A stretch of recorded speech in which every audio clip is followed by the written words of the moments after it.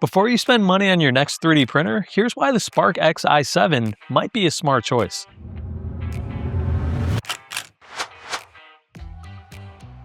Now let's start with one of the biggest pain points, the first layer. If the first layer doesn't stick, nothing else matters. The i7 includes automatic bed leveling, which means the printer measures and automatically compensates for small variations on its own. So that makes sure everything's at the perfect height, which is especially important for beginners. And once you're up and printing, the direct drive extruder gives you more precise control.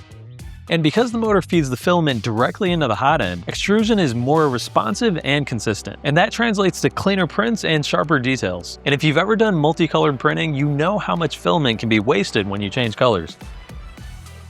So reducing that waste doesn't just save time, but it also saves you money. One of the standout upgrades of the SparkX i7 is its built-in AI monitoring system. Using onboard cameras and intelligent detection, the printer can identify common failures like spaghetti prints or adhesion issues early and automatically pause the job before you waste hours of time and filament. And on the usability side, the large touchscreen keeps everything simple. The menus are clear and the navigation is intuitive. And there are also built-in safeguards that protect your time and your filament. The filament runout sensor detects if your filament runs out and it does pause the print. And if your power cuts out, once the power is back, it can resume printing automatically right where you left off. The large print volume gives you the flexibility to create larger prints all in one.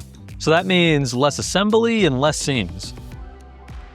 And when you look at the SparkX i7 as a whole, it's not just one feature, it's how all those features work together to make your printing more reliable. So if you're interested in a SparkX i7, click on the link in the description below, and thanks for watching.